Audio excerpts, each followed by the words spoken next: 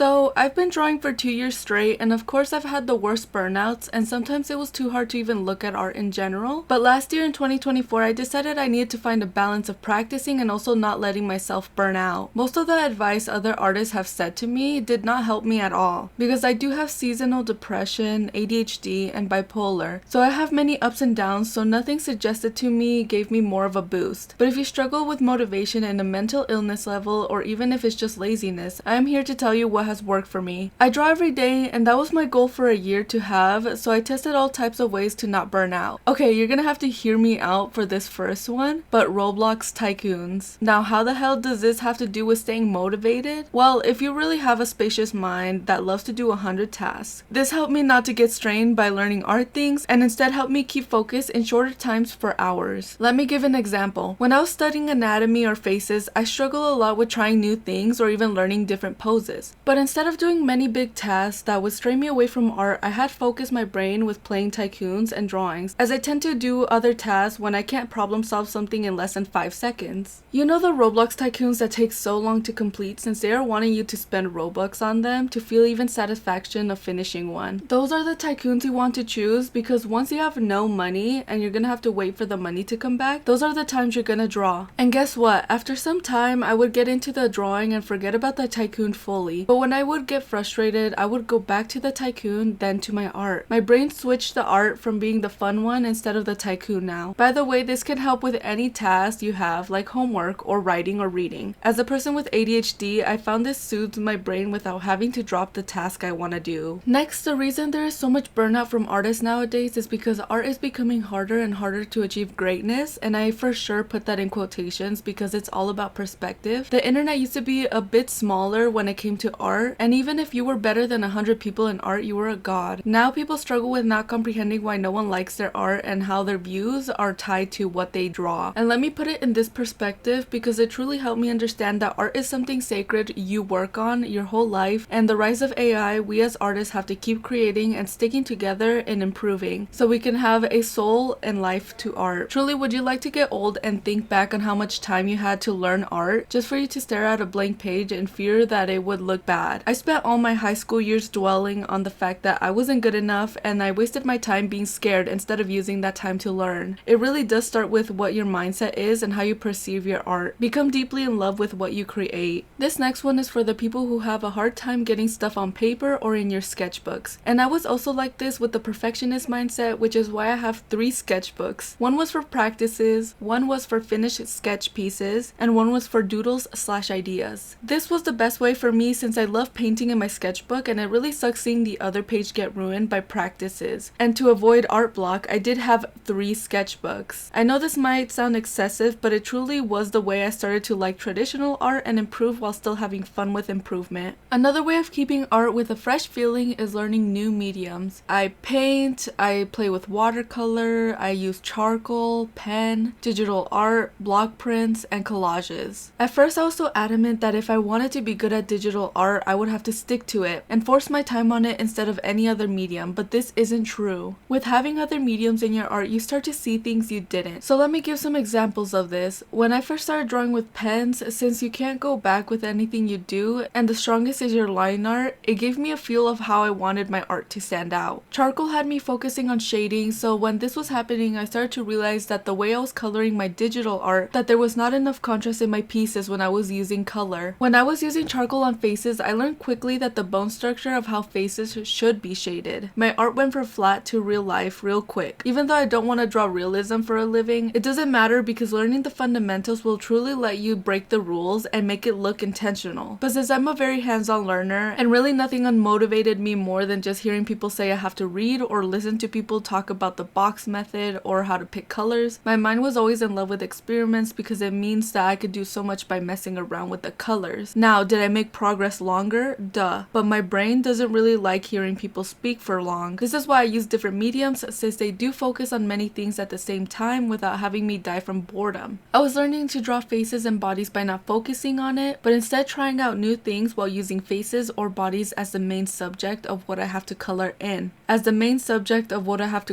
Or shade in. This helped me a lot not having to study anatomy in one sitting, but instead little by little. This strained me less since I had different things to focus on. Switching from from mediums to mediums got me not to feel like my battery was getting drained, but instead it was being filled every single time I was switching through all these things. With all that combined, there were some days that I just needed a break from straining my brain so much with all these ideas and new things that I have learned. So I did take breaks, because if you do want the info to stay in your head, you need to give it some time to rest, just like someone who works out needs the rest for their muscles to recuperate. Even during those times where I was super depressed and it was clouding my mind with zero creativity and feeling like the world was nothing, I knew it was a phase I needed to get over, but I didn't push myself to draw. But instead, I went to go watch other artists. This helped me pick up some to be inspired by, or even at these times watch cartoons and animes that I wanted my art style to become like. This kept me close to the art, but not in a way where my brain was hating art, as pushing yourself too hard can cause horrifying burnouts. The more I opened my eyes to see how truly there was art everywhere, even the moments where I hated my art or hated everything I drew, I knew I would come back, since there was so much inspo all around me giving me ideas to go back to drawing. Reading books can also do this too. I remember reading books or mangas during this depressive time, and it was like I kept a baby flame in me that once I got out of those depressive times, it was ready to turn into a forest fire. Also, I decided not to go to art college, and one of the reasons is with the burnout students get, it scared me. And I don't think it is for me. As someone who learns really differently, I needed my own path. This is probably you if you are looking at other options of how to stay motivated. With the mental illness I have, it's a battle always with what I do, and this might or might not work for you. I just learned to flow with my brain, and now I have motivation to draw almost daily. It's been a month since it clicked in my head that I truly love art to the point of wanting to create and learn every day. And with learning some of the principles of art, I started to have a very fun time creating. Overall, I hope you understand that there isn't a right path to learning how to draw, and it's all about how you perceive it. With enough ambition and motivation, you can get through the burnout. You'll just have to find the right way for your brain to love art. This isn't about hating your brain for not wanting to create or learning that day, but taking a different route. It's all about becoming one with your art, and it's not like a competition. But spite can also do wonders for motivating you to be better. Thank you guys for watching, and if you have any weird ways to stay motivated, let me know down below. I always love something new that could be a game changer.